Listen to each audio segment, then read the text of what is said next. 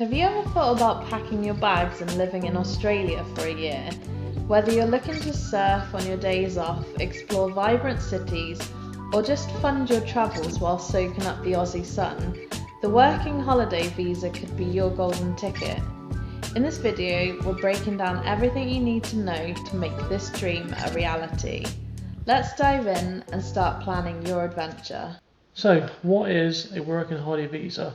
So basically, it allows young people to come work temporarily to make some money whilst they're exploring the country. So to be eligible for a working holiday visa, typical applicants must be between 18 to 30 years old at the time of application.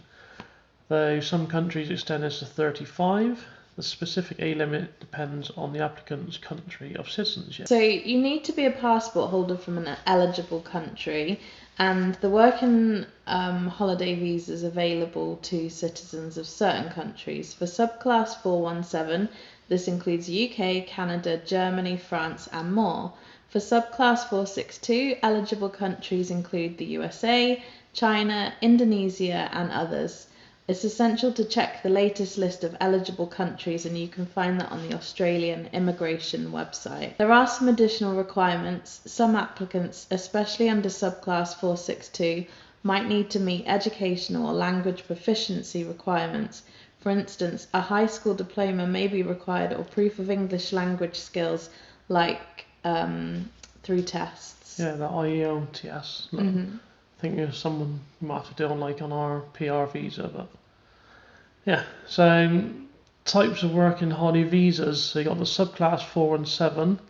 So this visa is more straightforward and applies to citizens of countries with a reciprocal agreement with Australia. It's easier to obtain as it generally doesn't require proof of education or English proficiency. Then you've got the subclass 462. This visa includes additional requirements such as a letter of support from your government for some countries, proof of education or an English proficiency test. This subclass is available to a different set of countries compared to subclass 417. The key differences, whilst both visas allow similar rights, the process and additional criteria vary. For instance, the subclass 462 holders may have stricter conditions for extending their visa for a second or third year. So, how to apply? So the application process. Applications are submitted online through the Australian Department of Home Affairs website.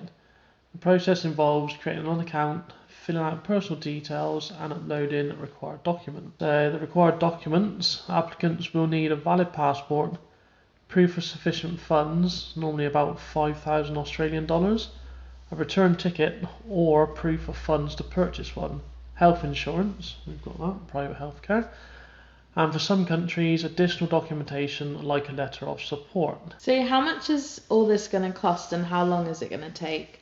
The visa application fee is currently 510 Australian dollars. That's as of this video in 2024, but this can change, so it's essential to check the current fee. Processing times vary as well, but it usually takes a few weeks. However, during peak periods, it can take longer. A couple of tips. So double check all entries for accuracy to avoid delays, upload clear and correctly formatted documents, and start the application process well before your intended travel date. So the key benefits to working whilst travelling. Working holiday visa allows you to work for up to 6 months with each employer, though this can sometimes be extended, making it easier to fund your travels. Popular industries include hospitality, tourism, agriculture and retail. So you can have visa extension opportunities, so you can apply for a second year visa if you complete 88 days of specified work in regional Australia during the first year. A third year is possible if you do additional work during your second year. Beyond earning money, the working holiday visa is a fantastic way to experience Australian culture, meet new people and develop new skills. It's an opportunity for personal growth whilst exploring a new country. So we got some work and travel tips. So the popular job sectors are hospitality, so cafes, bars, restaurants, agriculture, you hear a lot of that, like a lot of fruit picking, farm work and tourism, so like guides, customer service are the most common sectors for working holiday visa holders. These jobs are often seasonal, so flexibility is key. Finding work, you can do that on various websites. That we've done numerous videos before regarding this, but websites like Seek, Gumtree, local job boards are popular for job searches. Networking, visiting job agencies, and attending job fairs can also be effective. Some employers specifically look for working holiday visas due to their availability and their willingness to do seasonal work. The best cities and regions, so major cities like Sydney, Melbourne and Brisbane are popular starting points, offering a mix of job opportunities and vibrant social scenes. Regional areas, however, might offer easier visa extension work and a chance to experience rural Australia. Let's talk about budgeting. Australia can be expensive, so it's crucial to budget wisely.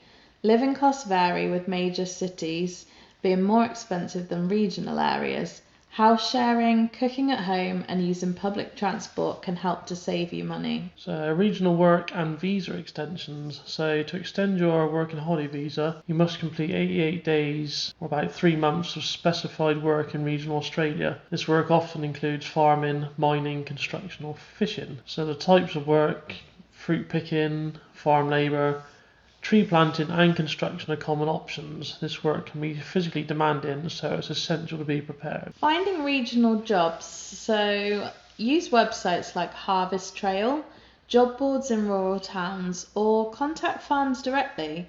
Word of mouth among travellers is also a powerful tool. Ensure that the job meets the visa requirements before you start. You will applying for a second year or third year. Once you've completed the required work, you can apply for a second or third year visa online. Again, ensure your paperwork such as pay slips in order to prove your eligibility. Health and safety. Let's talk about health insurance. So whilst it's not mandatory to have insurance to apply for the visa, it is highly recommended. Australia has a robust healthcare system, but medical costs can be high for non-residents. Yeah, so the healthcare in Australia's Medicare system may cover some working holiday visa holders if there is a reciprocal healthcare agreement with their home country. Otherwise, private health insurance is advisable. Yeah, we've personally found, even though we have private health insurance and Medicare, that sometimes Medicare won't cover what you need it to. So just because there's a reciprocal agreement doesn't mean you're going to be covered. So some safety tips for you. So Australia is generally very safe, but it's essential to stay informed about local conditions. So this includes understanding the risks of wildlife, so snakes, and those deadly spiders out there. So understanding the risks of wildlife in rural areas, following road safety rules, and being cautious in water-related activities. Australia is known for its laid-back lifestyle, diverse population, and love for the outdoors. Engage with local events, explore the natural beauty, and enjoy the unique blend of cultures. You can meet people in various ways, including at hostels, local meetups, and community events. They're great places to meet other travellers and locals. And Australians are generally friendly and open, so don't hesitate to start up a conversation with them. There's some more popular activities for you on your time off. So surfing, hiking, attending festivals and exploring national parks are some activities to consider. Australia offers a rich array of experiences, so from city nightlife to outdoor adventures. So, can you study on a working holiday visa? So you can study for up to 4 months on a working holiday visa. This could be a short course, language lessons, or even a driving certification. What about applying for a permanent visa later? So some people transition from a working holiday visa to other visas like the skilled migration visa or a student visa. This depends on your skills, job opportunities, and intention to stay in Australia long term. What happens when the working holiday visa expires? They're quite sharp on this. So it's kind of crucial to leave Australia before your visa expires. Overstaying can lead to fines, deportation, and future visa restrictions. So if you want to stay longer and explore other visa options, do it before your current one expires. Well, there you go. Took a bit of research from us. Obviously, we don't really know that one too well, but we've hoped it's helped you guys out. We've kind of nitpicked through the bits and bobs that you might find helpful. A couple of fees are involved there. You got to save for You've got to show you can buy your ticket home and stuff like that. One of the things we didn't mention is you can't bring children on a working holiday visa. So from that perspective, I guess it's a great option if you're sort of young, free, single, no responsibilities. But obviously, not ideal if you have a family. So it's got its advantages and disadvantages. Yeah, like if you want to come and check out Australia for a year and do a bit of hard work and get some money, then it's an option for you. So let us know in the comments what you think about a working holiday visa. If you are currently on one, if you're thinking of applying for one, we'd love to hear your story.